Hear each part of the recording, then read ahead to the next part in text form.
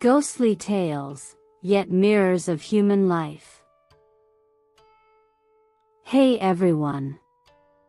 Welcome to Encountering Chinese, Ghostly Tales from Zhai. Today, I'm going to tell you a story called Dou Shi. In Jinyang, there was a young man from an official family named Nan Sanfu. Nan Sanfu owned a villa about 10 miles away from his home, which was in a quieter location. He almost always visited the villa by horseback daily. One day, it happened to rain, and while traveling to the villa, Nan Sanfu passed through a small village. Seeing that a farmer's courtyard was spacious, he decided to go in to seek shelter from the rain.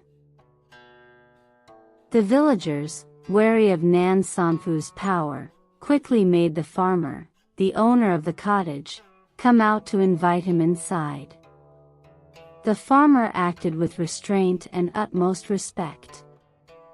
Upon entering the cottage, Nan Sanfu found the interior very cramped.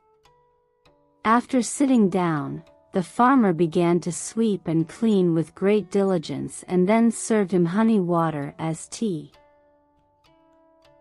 Nan Sanfu told the farmer to sit down, and only then did the farmer feel comfortable taking a seat.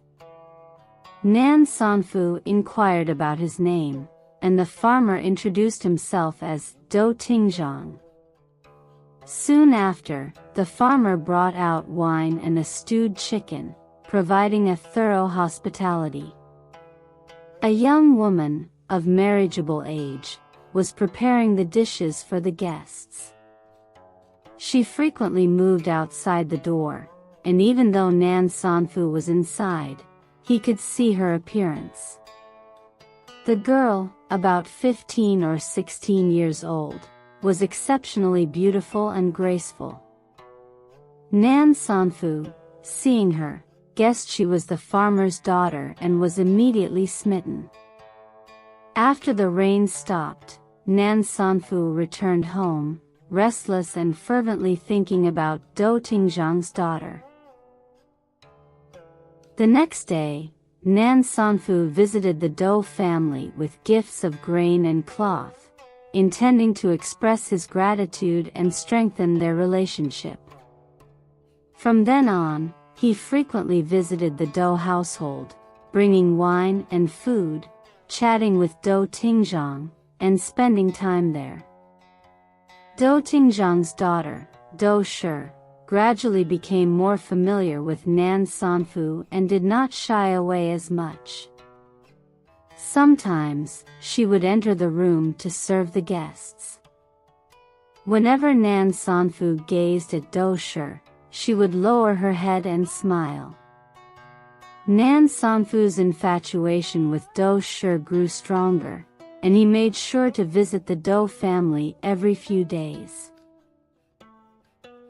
One day, while Dou Tingzhang was away from home, Nan Sanfu stayed at the Dou residence for a long time. Dou Shi came out to attend to the guest. Seeing that no one else was around, Nan Sanfu seized Dou Shi's arm and spoke in a mocking tone. Dou Shi, both embarrassed and anxious, sternly refused, saying, "Although my family is poor, I must adhere to proper etiquette in marriage. How can you, relying on your noble status, treat me so disrespectfully?" At that time, Nan Sanfu's wife had already passed away. He clasped his hands and bowed, saying to Dou Shi, "If I can win your affection, I promise never to marry anyone else." Dou Shi insisted that Nan Sanfu swear an oath, and Nan Sanfu swore by the heavens and the sun, vowing never to break his promise. Only then did Dou Shi agree to marry him in the future. From that day on, whenever Dou Tingzhang went out, Nan Sanfu would visit the Dou home to be with Dou Shi. Dou Shi urged Nan Sanfu. Secret meetings between men and women cannot last long. Now that my family is under your protection, it is good. If you and I become a happy couple, my parents will be proud and will likely easily agree to your proposal. You should arrange this matter quickly. Although Nan Sanfu agreed wholeheartedly, he soon thought that a farmer's daughter was not worthy of him. So he found an excuse to delay the matter. Just then, a matchmaker came to propose marriage for a daughter from a wealthy family. Initially hesitant, Nan Sanfu eventually decided to marry her when he learned that she was beautiful and would bring a substantial dowry. However, not long after, Dou Shi became pregnant. She increasingly urged Nan Sanfu to marry her, but Nan Sanfu never visited Dou Shi again. After a while, Dou Shi gave birth to a son. Dou Tingzhang, upon learning of this, angrily beat Dou Shi. Dou Shi then revealed the truth, saying, Nan Sanfu promised he would marry me. Hearing this, Dou Tingzhang released Dou Shi and sent someone to ask Nan Sanfu, but Nan Sanfu refused to acknowledge the matter. Knowing this, Dou Tingzhang abandoned the baby and beat Dou Shi even more severely. Dou Shi secretly implored the neighboring women to inform Nan Sanfu of her suffering, but Nan Sanfu still ignored her. Dou Shi was forced to flee her home at night, retrieve the abandoned child, and fortunately found that the baby was still alive. She carried the child and went alone to Nan Sanfu's home. After knocking on the door, she told the gatekeeper, If your master can go to my father and tell him he will marry me, it will ensure my survival. Even if Nan Sanfu does not care about me, does he not care about his own child?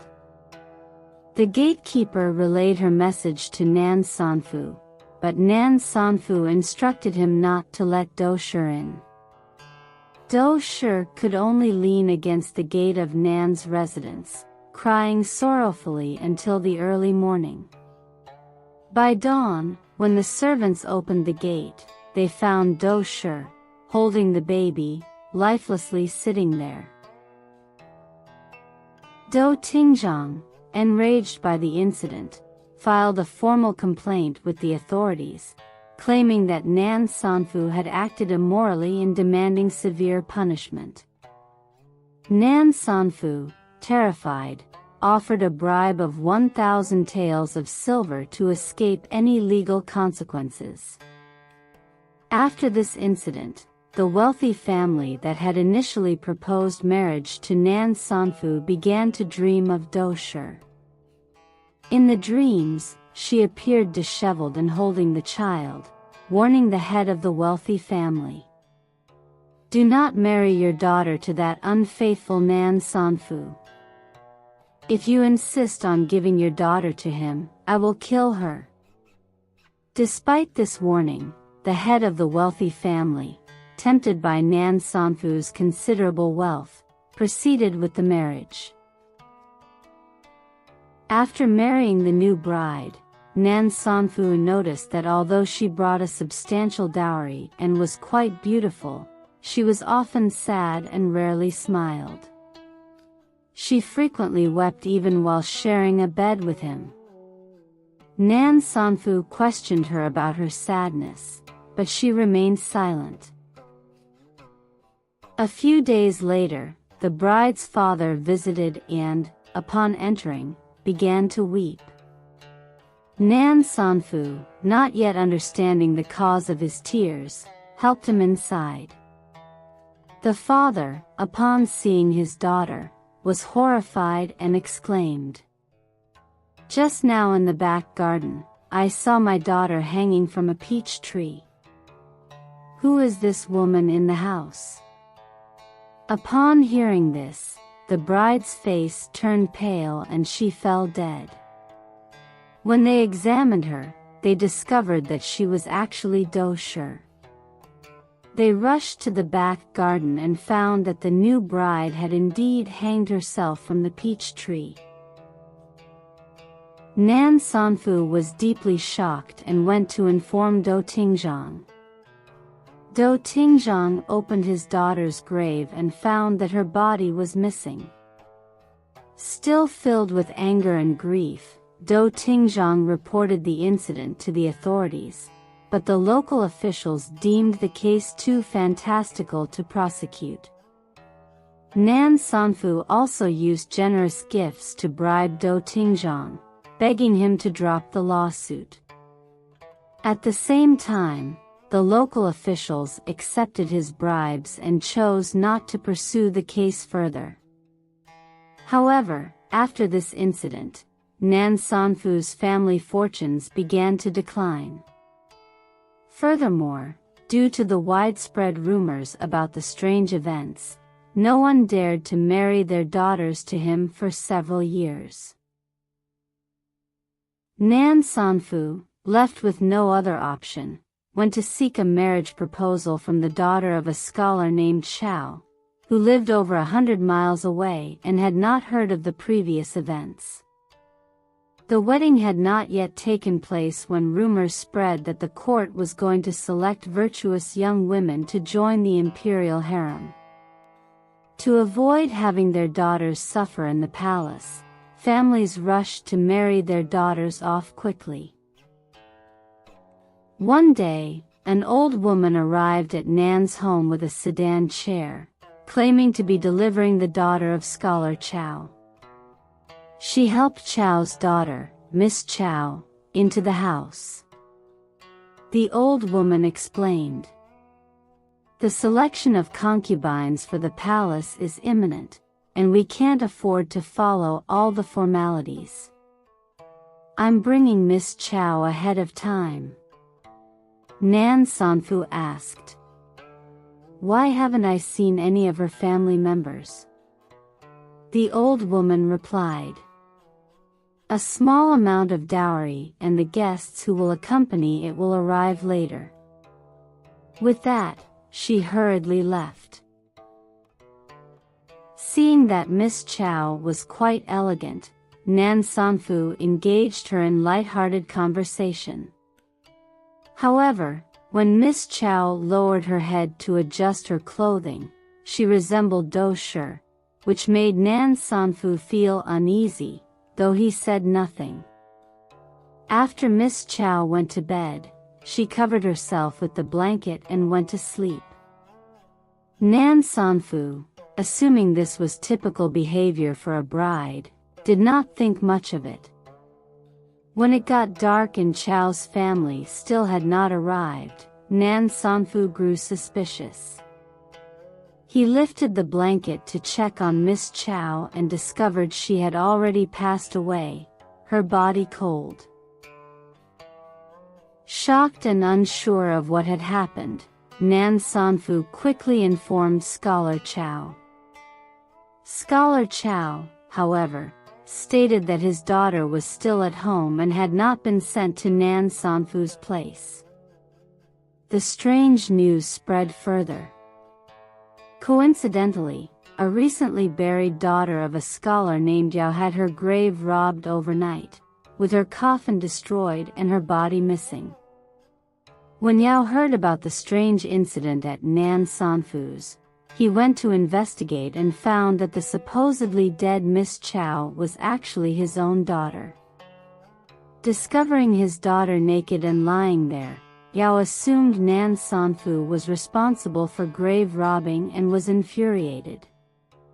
He brought the matter to the authorities, and despite Nan Sanfu's previous bribery attempts, he was found guilty of grave robbing and sentenced to death.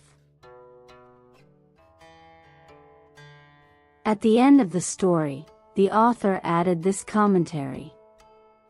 According to traditional customs, marriages without parental consent or matchmaker involvement are deemed immoral, even if they result in marriage after a relationship. How much worse is it for cases where someone makes promises and then abandons them? Nan Sanfu ignored Dou Shi's suffering and her desperate cries at his doorstep, demonstrating extreme cruelty. Ultimately, Nan Sanfu's fate was indeed a fitting punishment for his actions. Alright. That's all for today's ghostly tale, Dou Shi. If you enjoyed it, please give it a thumbs up and subscribe. Please also encourage everyone to comment and share more. We'll see you in the next episode.